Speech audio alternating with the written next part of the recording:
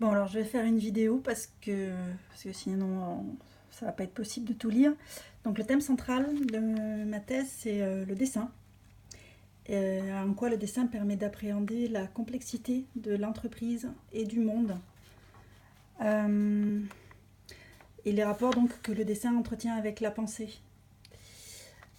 Alors après, par quoi je continue? L'idée en fait, c'est que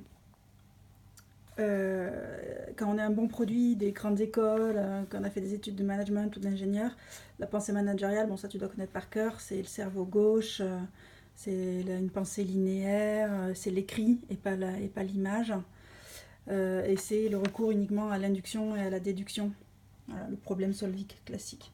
Et donc tout ça, c'est ce qui permet de penser aux personnes qui raisonnent de cette façon-là. Penser, c'est-à-dire percevoir, comprendre, connaître, décider, agir. Et puis, en fait, ce qu'on constate, c'est que d'autres personnes, par exemple les designers, peuvent avoir une faculté à raisonner d'une autre manière, qui est la pensée visuelle, donc qui est plus en rapport avec le cerveau droit. Oui, ça dit que, en fait, suivant les personnes, on peut utiliser les deux, mais on peut aussi avoir un mode de pensée favori. Donc la pensée visuelle, c'est-à-dire une pensée qui recourt à l'image, et donc la capacité à invoquer des images mentales. C'est quelque chose qu'on utilise par exemple dans la préparation mentale pour les sportifs et toutes les personnes dans la NASA, les astronautes, enfin, toutes les personnes qui doivent acquérir un niveau d'excellence mentale.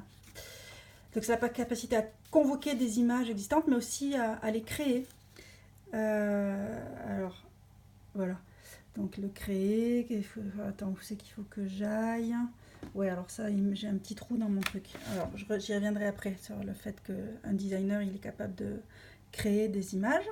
Donc, dans le dessin, ça, tu connais, j'imagine, par cœur. Le mot design, souvent, on dit que c'est le dessin avec un dessin, c'est-à-dire un but, une intention. Dans l'idée de dessin, il y a aussi l'idée de mouvement, qui a un rapport finalement avec l'idée de dessin, d'intention, de projet, qui est consubstantielle au design et à l'idée de conception.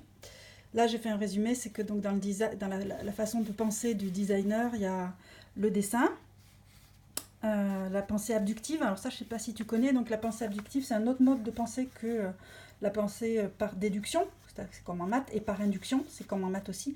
La pensée abductive, c'est la capacité à inventer, à créer des choses qui peuvent expliquer l'ensemble des choses qu'on voit. Donc c'est le mode de pensée du détective, de Sherlock Holmes, du designer aussi, du scientifique aussi dans l'émission d'hypothèses qui explique l'ensemble des faits qu'il constate.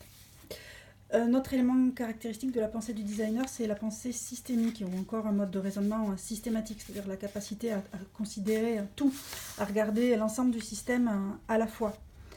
Et donc à appréhender aujourd'hui une certaine complexité, puisque l'entreprise et le monde en particulier, c'est complexe. Voilà, donc là c'est l'autre bout du mind map, c'est pas raccordé encore. Donc je repars de là, la complexité.